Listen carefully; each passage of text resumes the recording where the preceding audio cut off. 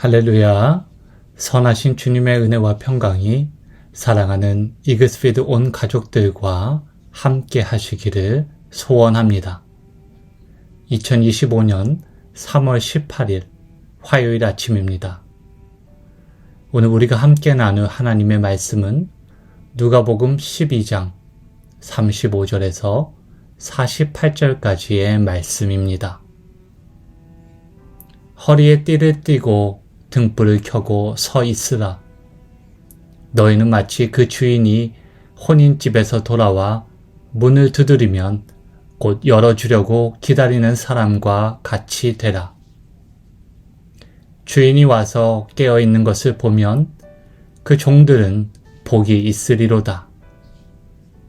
내가 진실로 너희에게 이르노니 주인이 띠를 띠고 그 종들을 자리에 앉히고 나와 수종들리라. 주인이 혹 2경에나 혹 3경에 이르러서도 종들이 그같이 하고 있는 것을 보면 그 종들은 복이 있으리로다.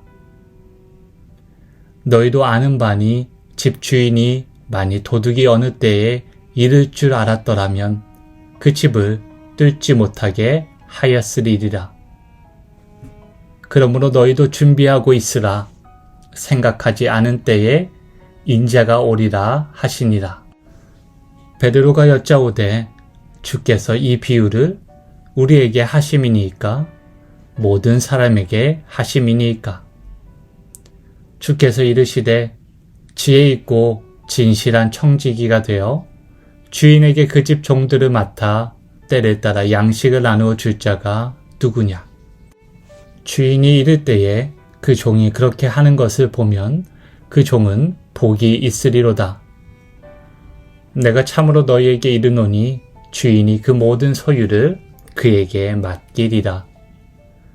만일 그 종이 마음에 생각하기를 주인이 더디 오리라 하여 남녀 종들을 때리며 먹고 마시고 취하게 되면 생각하지 않은 날 알지 못하는 시각에 그 종의 주인이 이르러 엄히 때리고 신실하지 아니한 자의 받는 벌에 처하리니 주인의 뜻을 알고도 준비하지 아니하고 그 뜻대로 행하지 아니한 종은 많이 맞을 것이요 알지 못하고 맞을 일을 행한 종은 적게 맞으리라.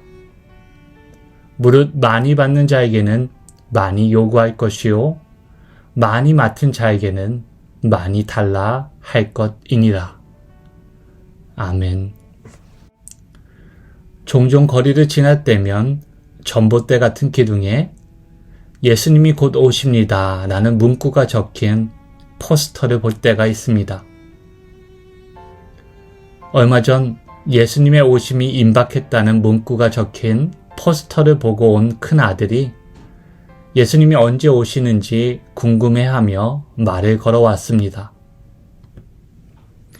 예수님이 구체적으로 언제 어떻게 오실지 궁금한 것은 아빠도 마찬가지라고 답하고 그렇게 대화를 이어가다가 결국 말씀에 기록된 대로 그때와 기한은 하나님 아버지만 아신다고 대화를 마쳤습니다. 많은 사람들이 예수님이 언제 다시 오실지 궁금해합니다. 예수님을 사랑하고 기다리는 우리도 그 날이 언제 올지 소망으로 기대합니다. 예수님을 믿지 않는 사람들도 아마 주님이 다시 오시리라는 그 약속이 성취될지 의문을 갖고 궁금해할 것입니다. 이런 호기심과 재림에 대한 담론이 모두 무용한 것은 아닙니다만 예수님께서는 재림의 시점보다 재림을 맞이하는 우리의 삶의 모습에 대해 더 많이 말씀하시고 그 점을 중요하게 여기셨습니다. 재림을 준비한다는 것은 단순히 호기심 섞인 기다림을 넘어 주님의 다시 오심에 소망을 두고 주님이 우리에게 맡기신 소명을 그때까지 충성스럽게 감당하며 살아가는 삶을 의미합니다. 한마디로 예수님의 종말에 대한 가르침은 제자도의 실천과 깊이 연관되어 있습니다. 오늘 본문은 혼이 난 집주인의 귀가를 준비하는 종들의 비유를 담고 있습니다. 35절 말씀을 보시면 종들에게 허리에 띠를 띠고 등불을 켜고 서 있으라고 말합니다. 허리에 띠를 띈다는 것은 준비를 강조하는 표현입니다. 사도들도 예수님을 따르는 공동체에 진리로 너희 허리띠를 띠고 또는 마음의 허리를 동이는 준비된 신앙을 가져야 한다고 말하였습니다. 40절을 보시면 예수님께서는 너희도 준비하고 있으라 생각하지 않은 때에 인자가 오리라 말씀하셨습니다. 등불을 준비한다는 것은 예수님의 재림이 예측할 수 없는 순간, 아직 새벽이 밝지 않은 밤이든 그 언제든 이루어질 수 있음을 의미합니다. 오늘 비유에서 정작 놀라운 점은 혼인집 주인이 돌아왔을 때 깨어 있어 문을 열어주고 맞이하는 종들을 발견하고 보인 그 주인의 태도에 있습니다. 37절을 보시면 주인이 종들을 위해 스스로 허리를 동이고 종들을 위해 음식을 차려주고 섬긴다는 것입니다. 충실한 종들을 주인이 섬기는 것, 이것이 예수님이 들려주신 종말의 모습입니다. 당시 1세기 팔레스타인 상황에서 이 예수님의 비유는 전혀 상상할 수 없는 일이었습니다.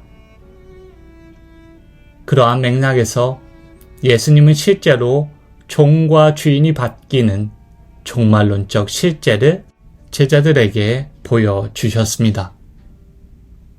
일례로 신약학자인 조엘비 그린은 종말이란 한마디로 예수님이 이미 시작하신 사역의 완성이라고 표현하였습니다. 십자가 죽음을 앞두고 제자들과 마지막 식사의 자리에서 예수님은 일어나 겉옷을 벗고 수건을 가져다가 허리에 두르시고 제자들의 발을 씻겨 주셨습니다. 아시는 바와 같이 발을 씻기는 일은 보통 종이 주인에게 행하던 일이었습니다. 예수님은 제자들의 발을 씻김으로 나는 섬기는 자로 너희 중에 있노라 라는 말씀을 행함으로 증명하셨고 동시에 그렇게 종말의 모습이 어떠할지 제자들에게 보여주셨습니다. 이어서 예수님은 비슷한 취지로 두 번째 비유를 통해 주의 날이 도둑같이 은밀히 오리라고 말씀하십니다. 그러므로 도적으로부터 주인의 집을 지키는 종들과 같이 제자들도 깨어 주님의 오심을 철저히 준비해야 한다는 예수님의 말씀이 이 비유를 통해 한층 더 강조된 것입니다. 베드로는 이 비유를 제자들을 향해 하시는 것인지 아니면 모든 사람에게 하시는 것인지 예수님께 묻습니다. 예수님은 이에 직접적으로 답하지 않으시고 세 번째 청지기 비유를 들어 제자들에게 말씀하십니다. 청지기의 역할은 주인에게 권위를 받아 다른 종들의 일을 감독하고 그들이 맡은 일을 수행하도록 돕고 그들의 필요를 돌보는 것이었습니다.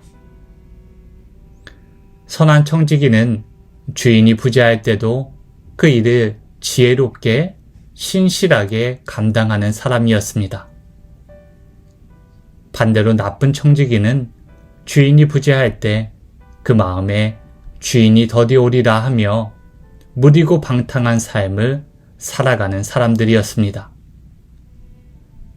남녀 종들을 때리고 자신을 위해 먹고 마시며 술에 취해 깨어 있지 못합니다.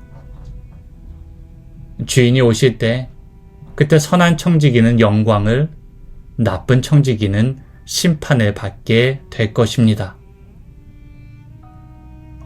예수님은 자신의 권위를 위임받은 제자들이 그 권위를 남용하고 교회를 올바로 섬기고 돌보지 못한다면 그들이 엄중한 결과를 피할 길이 없음을 비유로 말씀하신 것으로 보입니다.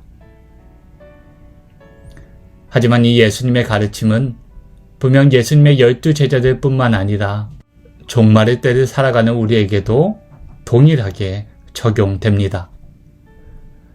예수님의 재림을 염두에 두지 않고 안일하게 살아가는 삶, 예수님이 보여주신 섬김의 삶 대신 자기 과시와 욕망을 위해 권위를 남용하는 삶, 이 모두 예수님이 다시 오실 때 엄중한 심판을 면할 수 없을 것입니다. 예수님의 제자로 살아가는 우리는 다시 오실 주님을 신실한 종들과 청지기와 같이 맞이해야 합니다. 미래의 약속을 고대하며 현재적 삶을 충실하게 주님의 종과 청지기로 살아가야 합니다. 예수님께서 섬김의 본을 통해 종말의 모습을 우리에게 보여주셨습니다. 예수님께서 보여주신 섬김의 본을 따라 살아감으로 주님의 재림으로 완성될 그 하나님 나라가 이곳 가운데 발견되는 귀한 은혜의 역사가 저와 여러분 삶 가운데 이루어지기를 소망합니다. 함께 기도하시겠습니다. 인자가 온 것은 섬김을 받으려 함이 아니라 도리어 섬기려 하고 자기 목숨을 많은 사람의 대속물로 주려 함이니라. 아멘. 오늘 하루도 오시는 주님을 예비하며 소망과 신실함으로 기쁨과 섬김으로 살아가게 하시옵소서. 주님의 재림을 준비하는 우리를 위해 몸소 보여주신 그 섬김의 모습을 기억하며 겸손하게 주님을 따르게 하시옵소서. 주님을 따라 살아가는 삶 끝에 우리를 맞이하시는 주님이 계심을 신뢰함으로 안일하지 않고 두려워하지 않으며 마지막 이때를 살아가게 하시옵소서. 허리를 동여 하나님 나라의 정의와 공의를 행하고 선한 행위로 빛을 비추어 하나님 나라를 증거하는 선한 청지기로 살아가기를 간절히 소망하며 선하신 우리 주님 예수 그리스도의 이름으로 기도하옵나이다. 아멘. 오늘도 우리 주님의 오심을 고대하며 살아가는 복된 하루 되시기를 축복합니다.